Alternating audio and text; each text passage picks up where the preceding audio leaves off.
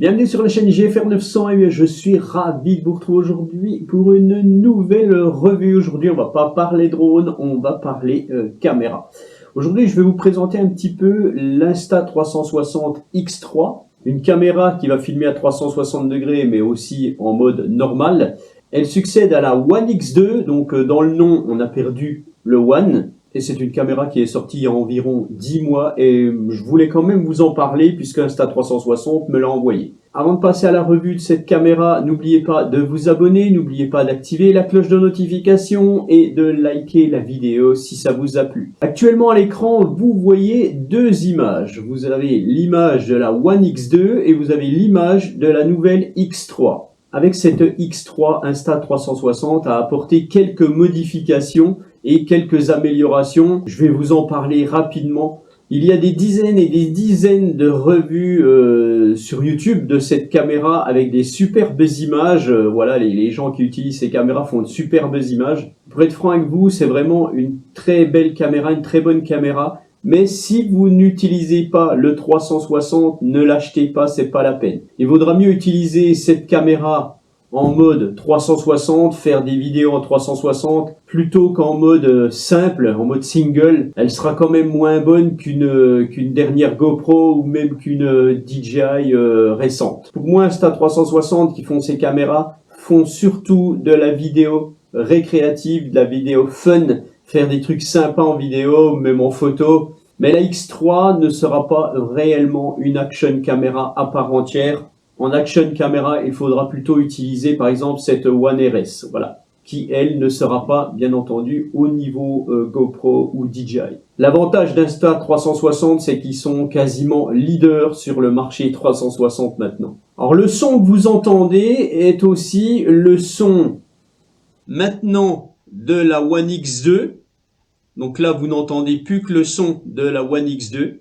Par son X3, Insta360 a amélioré plein de choses en fait. Là, comme je suis filmé, je vais déjà vous parler des améliorations techniques internes à la caméra. C'est-à-dire que la X3 a changé de capteur par rapport à la One X2. On a un capteur un peu plus gros, enfin un capteur, deux capteurs, puisqu'il y a deux caméras, hein. Il y a une devant et une derrière, hein, voilà. Sur la One X2, on était sur du 1/2,3 et maintenant sur la X3, on est sur un 1,5.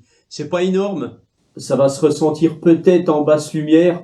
Donc je vais vous montrer ça tout de suite. Je vais éteindre les lumières et puis on va voir ce que ça donne. Voilà, donc là vous avez les deux rendus de la One X2 et de l'X3 en basse lumière avec un néon un petit peu rougeâtre derrière moi, donc on peut voir les différences. Et maintenant je vais encore éteindre un peu plus, on aura juste une très très basse lumière et on va voir ce que la X3 nous propose en termes de qualité d'image. Voilà, là vous n'avez plus que mes écrans et mon petit JFR 900 LED qui illumine cette pièce tout simplement et on peut voir un petit peu les différences. Donc maintenant, vous n'entendez plus que le son de la X3, hein, voilà. Tout ce qui est résolution vidéo a été amélioré sur la X3. On a beaucoup plus de possibilités en mode single en termes de résolution. Donc ça, c'est vraiment pas mal. Il me semble que sur la One X2, on est en 2,5K à 50 images secondes, alors que la X3 propose maintenant un 4K à 30, 24, 25 images secondes, un 3,6K aussi et ainsi de suite. Pour ce qui est du 360 degrés, on filmera toujours pour la X3 en 5,7K à 30, 25, 24 images secondes et aussi on a la possibilité de filmer en 4K. Je ne vous conseille pas de filmer en 4K pour faire du 360. Il vous faut vraiment mettre la résolution maximum parce qu'à l'exportation en 1080, on aura une dégradation de l'image, bien entendu, sur du 360. Et donc, vous devrez plutôt regarder les images d'une Insta360 sur un petit écran plus que sur un énorme écran. Sinon, le rendu ne sera pas au top niveau. Voilà, tout simplement. Vous savez qu'Insta360 propose un panel de modes vidéo pour ses caméras. La X3 s'est encore améliorée. Il y a des modes vidéo qui n'existaient pas sur la One X2, qui existent sur l'X3. notamment un mode qui s'appelle le mode Mi, où si vous sélectionnez ce mode, eh bien en fait vous aurez une sorte de tracking sur vous, même si vous déplacez votre perche n'importe comment. Donc ça c'est assez sympa. C'est un mode qui est pas mal, simplement il faut pas aller trop vite. J'ai essayé moi de faire tourner ma perche trop vite, le mode Mi n'était pas vraiment bon, il me perdait. Mais bon, néanmoins, voilà, ça marche très très bien quand on fait pas vraiment trop le fou, quoi. Et bien entendu, on peut toujours faire du time-lapse, du time-shift, enfin toutes ces choses-là qui sont assez sympathiques.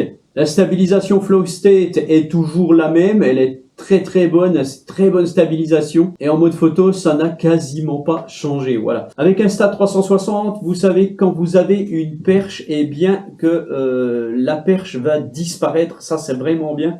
Et Insta360 m'a envoyé une perche de 3 mètres. Oui, 3 mètres. Alors, c'est un beau bébé. Hein, je vous garantis qu'on dirait une belle matraque, là. Et cette perche fait 3 mètres de long. En fait, je pourrais la déplier ici.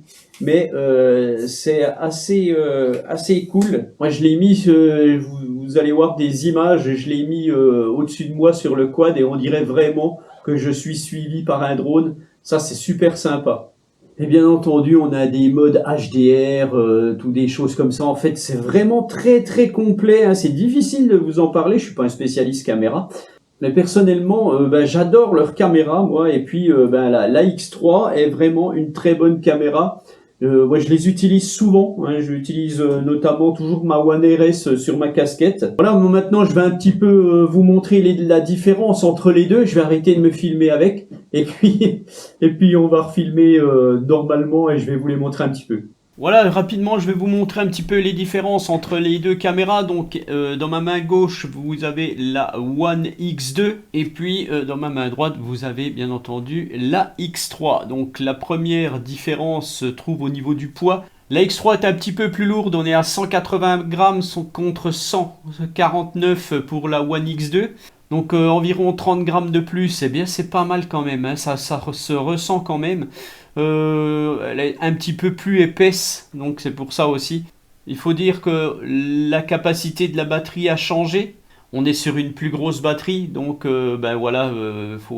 si vous avez déjà la One X2 et que vous voulez acheter la X3, sachez que vous ne pourrez pas interchanger les batteries. Dans l'aspect, on est à peu près pareil. Bien entendu, puisque le capteur est un petit peu plus gros, ça a changé un petit peu niveau lentille. Bon, sans plus quoi, hein, mais voilà.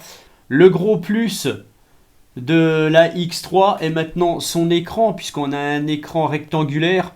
Ça va être bien plus intuitif, bien plus facile d'utilisation que le petit écran rond qu'il y avait avant. Ça, je vous le dis franchement, c'était un petit peu la galère. Maintenant, c'est beaucoup mieux, c'est bien plus net, c'est vraiment mieux fait. Voilà la différence, en fait, c'est bien plus facile d'utilisation pour faire des recherches sur la X3. Voilà ce qu'on va retrouver sur la X3. Alors qu'avant, sur la X2, eh bien, c'était vraiment la galère. C'est-à-dire qu'ici, si je voulais changer, voilà, tac, voilà ce qu'on avait, c'était un petit peu plus pénible. Maintenant, sur la X3, voilà, ça défile très bien, c'est super génial, on peut revenir sans problème.